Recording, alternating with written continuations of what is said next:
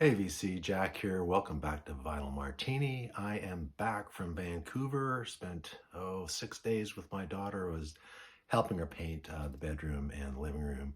Happy to help them out because they're hardworking people. Her and her partner. Uh, they were they were at work during the week, and I had the house to myself. I was able to just smash through some work. Stuff looks great. They're really happy. And I had a great visit with my daughter. And while I was there, of course, I went to one of my favorite record stores in Port Coquitlam, and I will get to those records shortly.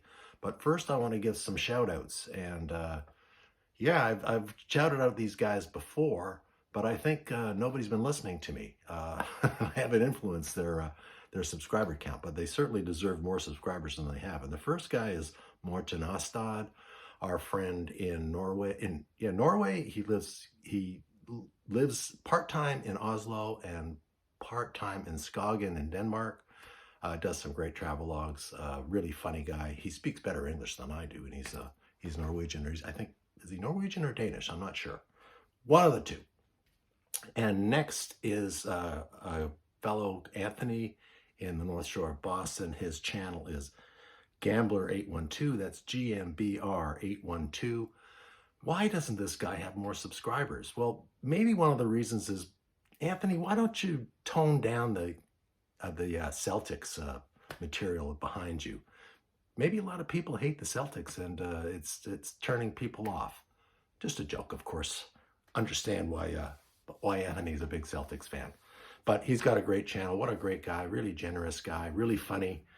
And hope to meet him one day when I go see Mike. So there you go. Check him out. I'm going to put all these links down below where the links go.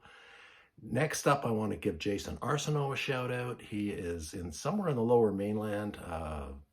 I don't think he lives in Vancouver. I think he lives just outside of Vancouver because he does a show in kind of a log cabin sort of thing. And there aren't too many log cabins in Vancouver as far as I'm aware of. And on a similar line, I want to give a shout out to Fitz. His channel is Fitz Electric Bar. He is a fellow Torontonian who escaped probably a number of years ago. I think he does live in Vancouver. And Jason and Fitz, we need to get together for a little bit of a crate dig, maybe next time I am in Vancouver. That would be a lot of fun. And last and not least, I want to give a shout out to Steve Carlson. He does not need my help getting subscribers. He's got a great channel. He's been doing this for around 7 years. What a great, funny guy, very generous. One of the great supporters of the vinyl community. He has just moved to Denver. He's retired in Michigan, but he is taking on a new role as he's running his son's pool company. Right now, he is going to the gym every day. He's got to get buff, you know. He's going to be the pool boy that you see with the little net in the back of in the backyard.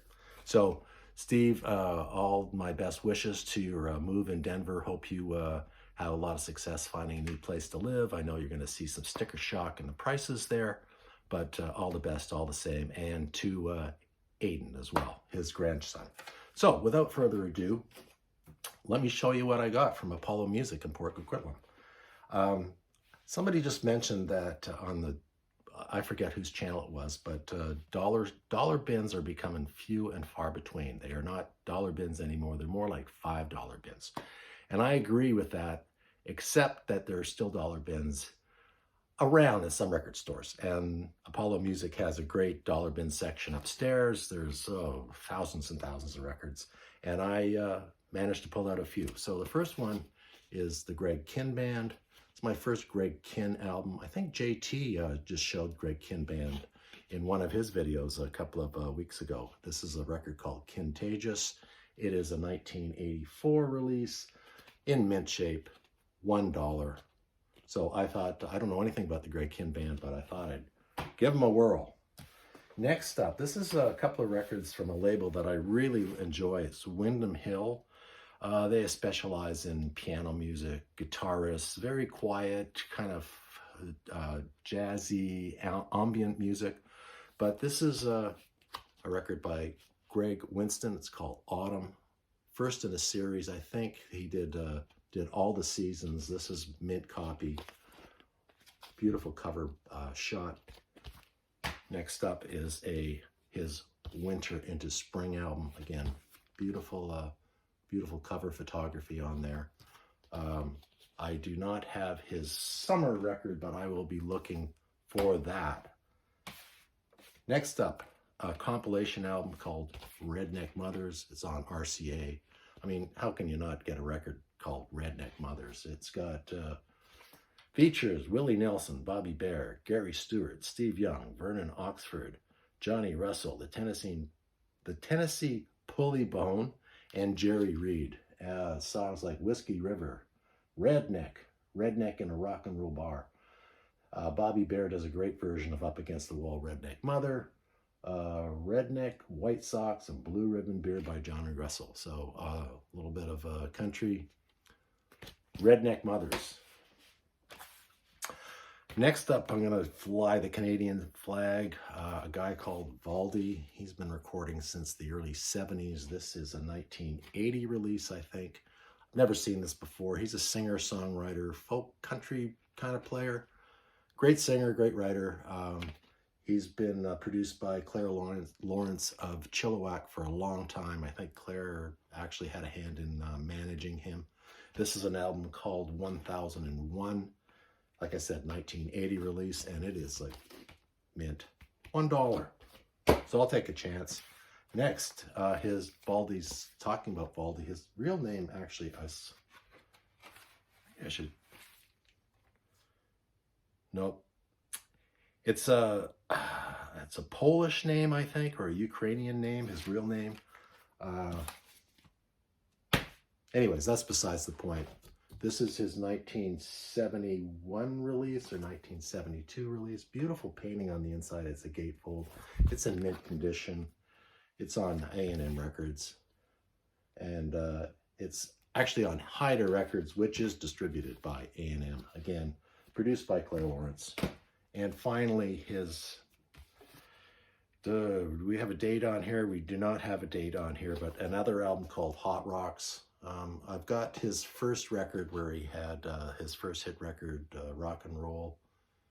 Oh, no, it's happening to me again, having a brain freeze. What is it called? Sing Me a Rock and Roll Song. Valdy had a hit with that in Canada, and I think it charted in the States as well. Great singer-songwriter, Valdy. My first Loretta Lynn record, 1984, I believe, 1980 release. It's called Looking Good, Loretta Lynn, and she is looking good on there. Coal Miner's Daughter, Loretta Lynn. Got to have some country in the collection, or at least I do. Not everybody does. I've been collecting Rita Coolidge records for the last couple of years. Finally found a near mint copy of This Lady's Not For Sale. Gatefold. 1970, I believe, 1971. Lovely Rita Coolidge, backing singer for a long time, solo career. Married to Chris Christopherson for 4 or 5 years. Lovely Rita Coolidge. You can really see her Cherokee heritage there. Wonderful record. Next, I am taking a little bit of a gamble with this. Dwight Twilley. The album is called Jungle. It's power pop. Don't know where Dwight's from. Recorded at Sound City Studios in LA. Good condition. The record is a little bit chewed up, but for $1, I'll take a chance. What's the worst thing that can happen is I don't like it. I bought a Tom Jans record in Europe this summer, or spring, actually, in Barcelona. And it was really, really good. And I forgot that he teamed up with Mimi Farina. This is Mimi Farina and Tom Jans. The album is called Take Heart. It's a 1970 release. I love that Tom Jans record. And I do have a Mimi Farina record as well. So looking forward to listening to this. The record is in mint condition. They've got a little bit of medical tape here holding this record together, but again, for $1. What the hell? Okay, these were not $1, but they were really well priced. Ben Rankins, take note. I've got the 1982 band, or released by a band called The Church. Are they from Melbourne? I think they're from Melbourne. I'm not sure about that, but This, I was reading about this in Discogs today, and they said it was only released in Canada, but actually it's had American release as well. And it's just called The Church. It's my first Church album, post-punk, I guess, I think. They released a lot of EPs, a lot of mixed success with this band, but looking forward to giving this a listen. The Church. I think Steve Carlson showed this record the other day, and it is The Vapors, their second album, Magnets. They only released 2 albums, but I love this cover. It was worth, this one cost me $9, $8.99. It's worth it just for the cover. It's kind of like, where's Waldo? Fantastic, with a little little assassin up here on the roof. Fantastic back cover. And they had a hit on their first record called Turning Japanese, so a little bit of new wave, maybe punkish. Their second release, they broke up after this because they did not have any hits, and they were having some management and label problems. Next, Marvin Gaye records. They are hard to find. This is Marvin Gaye's I Want You, 1972 release, I think, or thereabouts. Love myself some Marvin Gaye. What a fantastic cover there. Great painting. I ponied up $20 for this one because you never see it in this great condition. Not for $20 anyway, so happy to have that Marvin Gaye in there. I'm trying to beef up my soul collection. Dutch band, Golden Earring. This is their 1984 release, and it is called Northeast, West, South. It's hard to read that. Love Golden Earring, Dutch band, so close to my heart. Always try to pick up as much Golden Earring as I can. I got about 5 of their records. They're pretty solid rock band. Some more rock music. Nazareth, Loud and Proud. I mean, what can you say about this? It's been shown a million times on the VC. Of course, it's got This Flight Tonight on it. Does a Bob Dylan cover, The Ballad of Hollis Brown. Yeah. Great record. Loud and Proud, Nazareth. Next, I have started collecting Tom Rush records. I've got about 4 or 5 now. This is Tom Rush's I think a 1970 release, and this is Wrong End of the Rainbow. Tom's a great writer, a great interpreter of songs, country, kind of country folk, country rock. What's on here? There is Starlight. Oh, Merrimack County's on here. His probably best known song. Tom Rush. Happy to find this, and that was $9. Tom Rush. Next is, I'm trying to collect all of her records. I'm talking about, of course, the late, great Laura Nyro. This is her 1984 release, Mother's Spiritual. Very influential songwriter. Influenced Todd Rundgren. Todd Rundgren worked with her for a while, was friends for most of her life. Who else? Alice Cooper's mentioned her as one of his favorite songwriters.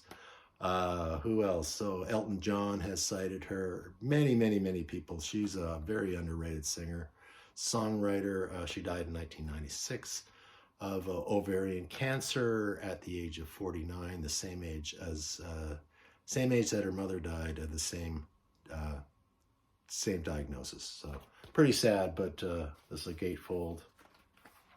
I pick up her records wherever I can. I have almost all of them, and I was really surprised to see this one in the bins. You just never see it around. Laura Nyro. And last but not least, some more Canadiana. Hey, Mark Twanger's Turntable. I finally got an April Wine record, and it's The Nature of the Beast, released in 1981, I believe. Just between you and me on this, of course, Miles Goodwin was the guitarist and the singer in this band. He just passed away. Steve from All the World's a Stage is a fan, as is Rob from Northern Revolutions, I believe. Hey, Canadian staple, you've got to have some April Wine in your collection.